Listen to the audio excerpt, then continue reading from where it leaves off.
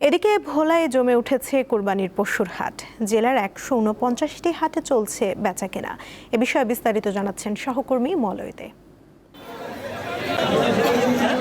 আসন্ন কোরবানি ঈদকে সামনে রেখে কিন্তু ভোলায় পশুর হাট জমে উঠেছে। আমি এখন দাঁড়িয়ে আছি ভোলা উত্তরের সবচেয়ে বড় একটি পশুর হাট পরাণগঞ্জ বাজারে। মাঠে কানায় কানায় বিভিন্ন গরু এবং ছাগলে ভরা। মধ্যে কেউ কেউ বলতেছেন যে আগামী আরো কয়েকটি হাট আছে, সেখানে তারা ভালো দাম পাবে। এদিকে বিক্রেতারাও ঠিক একই রকম কথা বলছেন ক্রেতাদেরকে নিয়ে। এখনো বোঝা যায় না বাজার, এখনো ক্রেতারা ঘুরে গরু এখনো কিনা বেচা এখনো পুরো এরকম বেশি হয় না। লোক আছে, লোক এখনো গরু কিনার আগ্রহতা কম।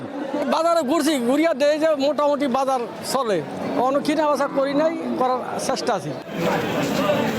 ভোলায় কিন্তু ১৪৯টা গরুর হাট কিন্তু চালু রয়েছে। এর মধ্যে ১০০টি হচ্ছে অস্থায়ী হাট এবং ৪৯টি হচ্ছে স্থায়ী হাট।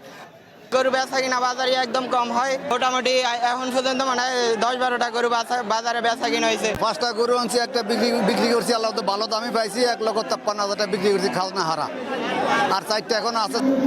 বিভিন্ন ব্যাংকের লোকজন এসে জাল টাকা শনাক্তের জন্য কাজ করছেন। তবে প্রাণী সম্পদের সাথে কথা বলেছিলাম, প্রাণী সম্পদ জানিয়েছিল যে 7 উপজেলায় তাদের 24টি ভেটেরিনারি মেডিকেল টিম আপনার পশুর হাটে থাকার কথা, কিন্তু আমরা কিন্তু ওইরকম কোনো কিছুই কিন্তু দেখতে পাইনি।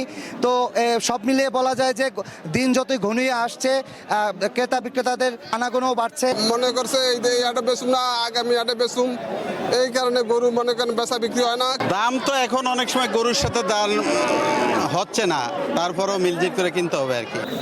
ঈদের ছুটিতে আসতে পারে না, হয়তোবা তারা ভোলায় ফিরলে হয়তোবা গরুর বেচা কিনা আরও জমে উঠবে, এমনটাই বলছেন এখানকার বিক্রেতারা। তো এই ছিল আমার কাছে ভোলা থেকে গরুর হাটের সর্বশেষ তথ্য।